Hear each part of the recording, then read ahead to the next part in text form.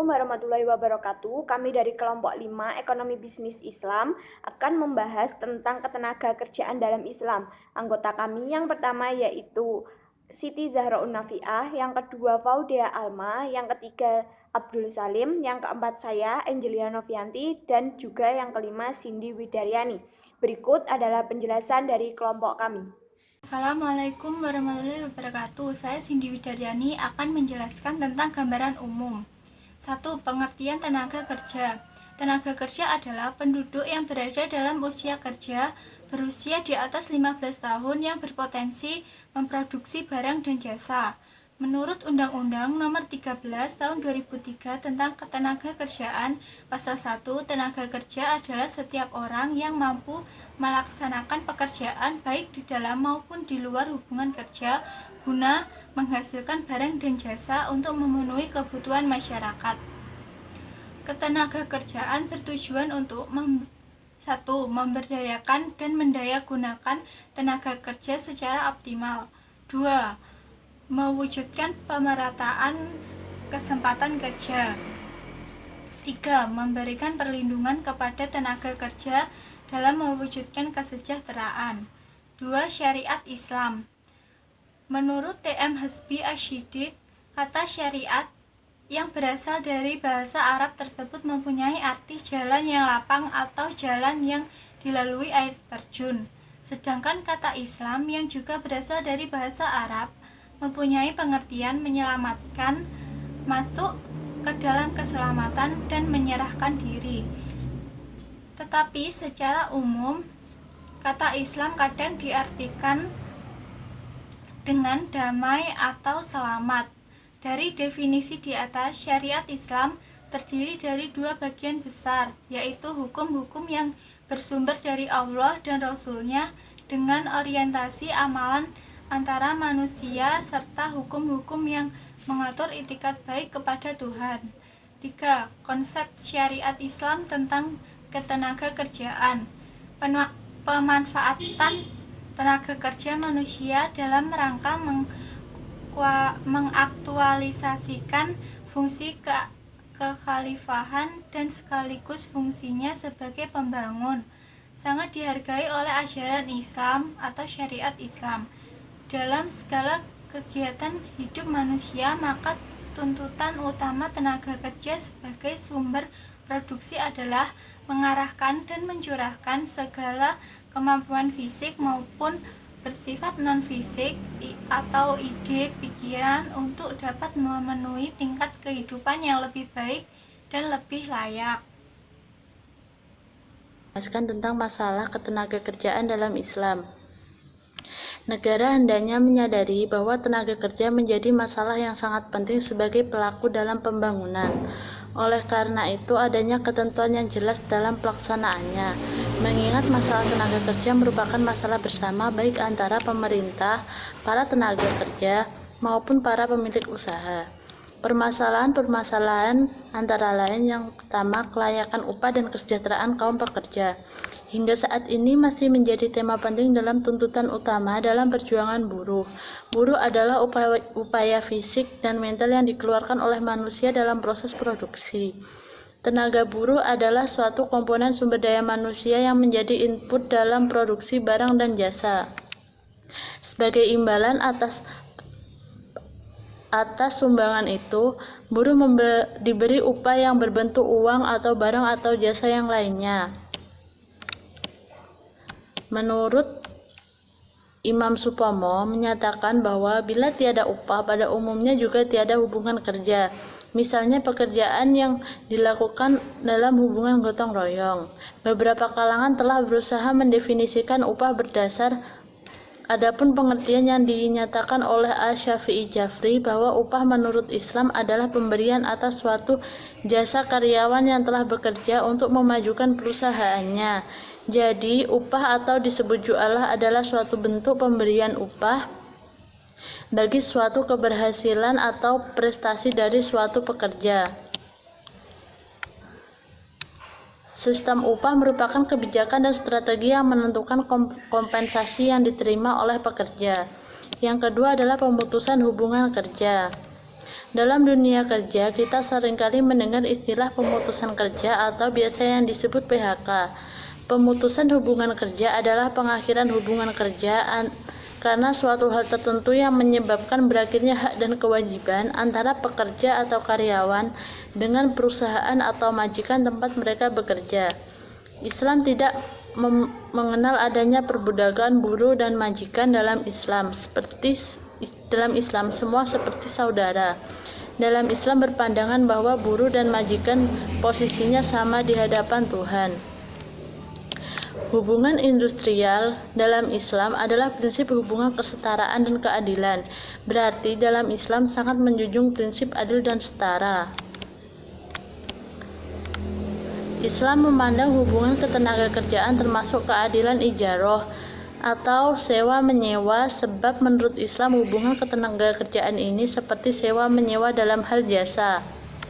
Hukum ijaroh pada permasalahan ketenagakerjaan ini seperti yang terdapat dalam Quran surat At-Talaq ayat 6 yang artinya jika mereka menyusukan anak-anak untukmu maka berilah mereka upahnya. Dalam ayat ini dapat diambil suatu kesimpulan bahwa dalam menggunakan jasa seseorang kita seharusnya memberikan upah. Dari ayat ini sudah seharusnya seorang buruh mendapatkan haknya bukan hanya pada permasalahan upah, namun pada hak dalam pemenuhan hubungan kerja antara majikan dengan buruh. Yang ketiga adalah perlindungan terhadap buruh. Selain mendapat aturan yang jelas dalam bentuk transaksi kontrak, Islam memberikan hukum-hukum yang seharusnya diperhatikan bagi para pemilik perusahaan untuk memberikan perlindungan kepada pekerja. Hal-hal tersebut menyangkut yang pertama, perlindungan terhadap pekerja dalam waktu istirahat yang layak. Hadis riwayat Al-Baihaqi. Yang kedua, jaminan penghidup bagi pekerja. Hadis riwayat Al-Nasai. Yang ketiga, menyegerakan membayar gaji atau upah. Hadis riwayat Abu Daud.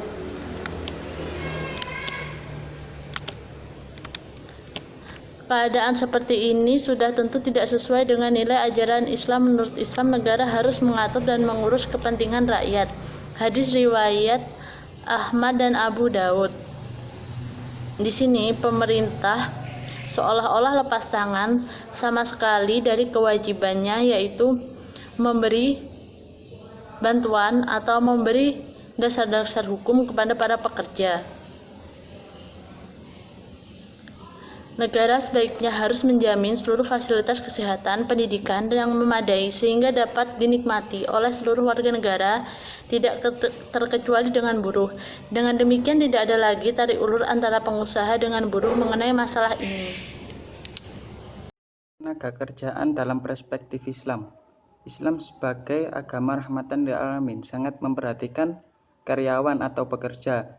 Dalam lintasan sejarah, Islam datang pada suatu zaman yang penuh dengan kezaliman, penindasan, ketidakadilan, dan ketimpangan ekonomi, sehingga masyarakat digolongkan ke dalam kelompok-kelompok kecil berbasis suku dan kabilah. Struktur sosial seperti inilah yang kemudian memunculkan stratifikasi sosial yang sangat kuat. Sistem ekonomi dalam Islam berangkat dari kesadaran tentang etika. Sebuah etikal ekonomi sangat berbeda dengan sistem lain, baik kapitalisme maupun sosialisme. Berikut ini adalah beberapa konsep pekerja dalam perspektif Islam akan diuraikan sebagai yang saya sebutkan. Yang pertama yaitu adalah pekerja adalah saudara. Pekerja sebagai manusia memiliki kehormatan asasi yang langsung diberikan oleh Allah. Jika pekerja dianggap sebagai alat produksi sebagaimana yang terjadi dalam sistem ekonomi kapitalis, maka dalam hal ini kehormatan manusia sudah disamakan dengan mesin. Yang kedua yaitu pemerintah memperlakukan pekerja dengan baik. Tidak bisa dipungkiri bahwa Islam sangat menjunjung tinggi kehormatan masing-masing individu, sehingga dalam persoalan pekerja juga tidak bisa dibenarkan jika seorang bos menjadikan pekerja atau pegawainya sebagai manusia yang kurang terhormat. Yang ketiga yakni pemberian beban kerja tidak boleh melebihi kemampuan. Islam mengharuskan manusia untuk bekerja dengan tujuan untuk mendapatkan upah. berkah dan ridho dari Allah Subhanahu wa taala. Di samping itu, sebagai makhluk sosial dituntut untuk selalu bekerja dalam rangka memenuhi kebutuhan hidupnya, untuk mengelola sumber daya alam serta mengelolanya dengan baik dalam rangka mengimplementasikan tugas khalifah. Yang keempat, yakni upah yang layak dan tepat waktu. Dalam teori ekonomi, upah secara umum dimaknai sebagai harga yang dibayarkan kepada pekerja atas jasanya dalam produksi kekayaan seperti faktor produksi lainnya. Dua teori ekstrim, yakni yang pertama berdasarkan ajaran Karl Marx mengenai teori nilai dan pertentangan kelas, dan yang kedua berdasarkan pada pertambahan produksi marginal berdasarkan asumsi perekonomian bebas. Sistem pengupahan pertama pada umumnya dilaksanakan di negara penganut paham sosialis, sedangkan sistem pengupahan kedua banyak dipakai di negara berpaham kapitalis. Pengertian ketenaga kerjaan Islam menurut para ahli. Pengertian tenaga kerja menurut pandangan Islam dapat difahami merupakan hubungan yang semakin baik atau semakin tumbuh praktek-praktek manusia dalam memanfaatkan sumber daya alam untuk memenuhi kebutuhan umat manusia secara keseluruhan. Jadi bisa kita ambil bahwa ketenaga kerjaan atau tenaga kerja artinya orang yang mampu bekerja atau menjalankan pekerjaan untuk memenuhi kebutuhan sehari-hari. Dapat juga diartikan secara umum tanpa menekan batas umur, jenis pekerjaan, atau spesifikasi pekerjaan. E.M. Papayuga juga mengartikan tenaga kerja sebagai berikut. Jumlah seluruh penduduk dalam suatu negara yang dapat memproduksikan barang dan jasa jika ada permintaan dan jika mereka mau berpartisipasi dalam aktivitas tersebut. Yang kedua, angkatan kerja adalah bagian dari tenaga kerja yang sesungguhnya bekerja atau berusaha untuk bekerja dalam kegiatan produksi, yaitu memproduksikan barang dan jasa. Yang ketiga, bukan tenaga kerja. Bukan tenaga kerja yang dimaksud adalah orang yang tidak bekerja atau mencari pekerjaan. Jadi mereka ini adalah bagian dari tenaga kerja yang sesungguhnya tidak bekerja atau tidak berusaha untuk bekerja dalam kegiatan produksi yang memproduksikan barang dan jasa. Diatur dalam Undang-Undang Nomor 13 Tahun 2003 Bab 1 Pasal 1 Ayat 2 disebutkan bahwa tenaga kerja adalah setiap orang yang mampu melakukan pekerjaan guna menghasilkan barang atau jasa baik untuk memenuhi kebutuhan sendiri maupun kebutuhan masyarakat. Sedangkan secara garis besar penduduk suatu negara dibedakan menjadi dua kelompok, yaitu tenaga kerja dan bukan tenaga kerja. Menurut Dr. Payaman Siamanjuntak dalam buku Pengantar Ekonomi Sumber Daya Manusia, tenaga kerja adalah penduduk yang sudah atau bekerja yang sedang mencari pekerjaan dan yang melaksanakan kegiatan lain seperti bersekolah dan mengurus rumah tangga. Menurut pengertian ini, tenaga kerja dan bukan tenaga kerja menurut dia hanya dibedakan oleh batas umur. Yang selanjutnya, menurut Mulyadi juga memberikan definisi tenaga kerja sebagai penduduk dalam usia kerja berusia 15 sampai 64 tahun atau jumlah seluruh penduduk dalam suatu negara yang dapat memproduksikan barang dan jasa jika ada permintaan terhadap tenaga mereka dan jika mereka mau berpartisipasi dalam kegiatan atau aktivitas tersebut. Murti juga memberikan definisi bahwa tenaga kerja adalah individu yang menawarkan keterampilan dan kemampuan untuk memproduksi barang atau jasa agar perusahaan dapat meraih keuntungan, dan untuk individu tersebut akan memperoleh gaji atau upah sesuai dengan keterampilan mereka.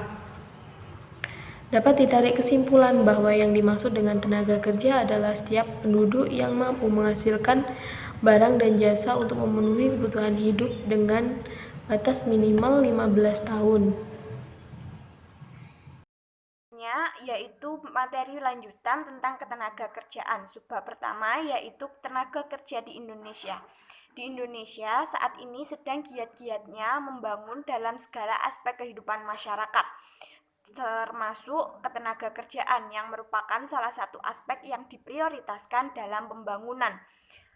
Pembangunan ini sebenarnya bertujuan untuk mencapai tingkat kemakmuran rakyat dan mewujudkan masyarakat yang sejahtera, adil, makmur, merata, baik material, spiritual, berdasarkan Pancasila dan Undang-Undang Dasar 1945. Di Indonesia, tanggung jawab tentang ketenaga kerjaan dilaksanakan dengan memperhatikan prinsip dasar perekonomian negara sebagaimana diatur pada pasal 33 UUD RI tahun 1945 serta prinsip pemajuan dan perlindungan hak asasi manusia sebagaimana diatur pada pasal 281 ayat 4 UUD RI 1945.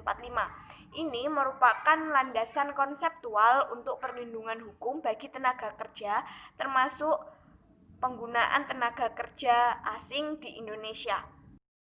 Yang kedua yaitu konsepsi syariat Islam tentang ketenaga kerjaan. Yang pertama yaitu ajaran tentang pemanfaatan tenaga kerja. Dalam Islam dijelaskan bahwa manusia sebagai makhluk pekerja adalah pembangun dan juga khalifah. Untuk itu, manusia diharapkan dapat menjalankan fungsinya sebagaimana mestinya. Sehubungan dengan hal tersebut, maka manusia sebagai pekerja mutlak memperhatikan kemungkinan-kemungkinan yang dapat dipergunakan sebagai bahan pertimbangan dalam melakukan aktivitasnya. Yang kedua yaitu tenaga kerja sebagai sumber produksi. Dalam segala kegiatan hidup manusia, maka tuntutan utama adalah mengarahkan dan mencurahkan segala kemampuan fisik maupun bersifat fisik ataupun non-fisik yang berarti ide atau pikiran dapat memenuhi tingkat kehidupan yang lebih baik dan juga lebih layak. Dengan kata lain, ajaran Islam menempatkan manusia sebagai posisi sentral dalam setiap kegiatan, termasuk di dalamnya adalah kegiatan perekonomian. Sistem yang ketiga yaitu sistem ketenaga kerjaan menurut Islam. Sebagaimana diketahui bahwa sistem masyarakat Islam bersumber dari akidah dan Islam yang pelaksanaannya dijalankan secara operasional lewat petunjuk syariat Islam. Maka dari sini dapat dipahami bahwa sistem ketenaga kerjaan harus bersumber dari sistem syariat Islam yaitu Al-Quran dan juga hadis.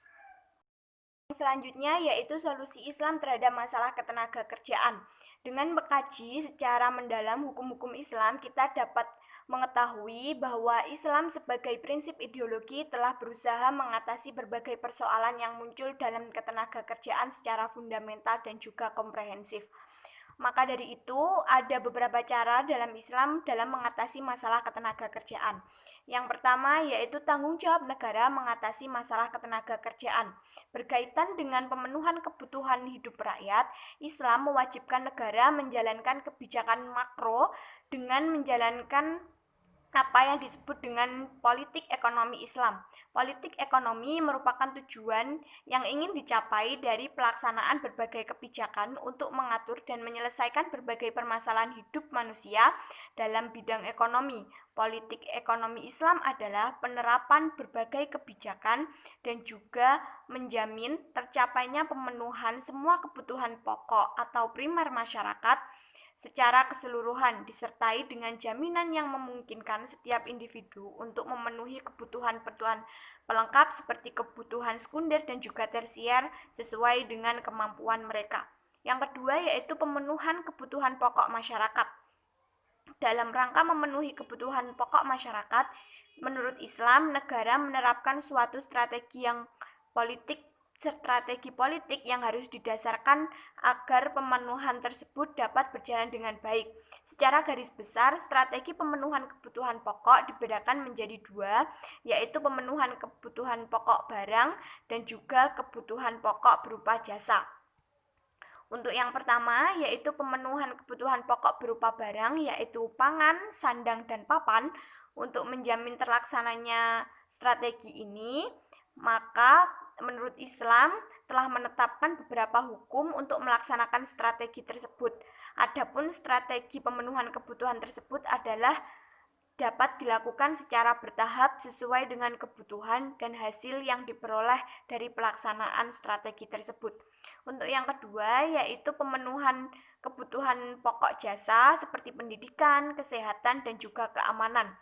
Berbeda dengan kebutuhan pokok, maka kebutuhan jasa ini pemenuhannya dapat dilakukan secara langsung, yaitu dengan berupa pelayanan umum yang bertujuan untuk kemaslahatan hidup manusia. Islam telah menentukan bahwa yang bertanggung jawab untuk memenuhi kebutuhan jasa berupa pendidikan dan juga yang lain-lain itu sebagai tanggung jawab negara. Untuk yang ketiga, yaitu cara Islam menyelesaikan masalah kontrak pengusaha dan juga pekerja agar hubungan kemitraan antara kedua mitra tersebut berjalan dengan baik. Semua pihak yang terlibat harus saling menguntungkan. Maka Islam mengatur secara jelas dan rinci dengan hukum-hukum yang berhubungan dengan ijaratul ajir atau kontrak kerja. Pengaturan tersebut mencakup penentuan ketentuan-ketentuan Islam tentang kontrak kerja antara pengusaha dan pekerja. Penetapan ketentuan ini mengatur penyelesaian perselisihan yang terjadi antara pengusaha dan juga pekerja, termasuk ketentuan yang mengatur bagaimana cara mengatasi tindakan kezaliman yang dilakukan salah satu pihak terhadap pihak lainnya. Sekian penjelasan dari saya, terima kasih.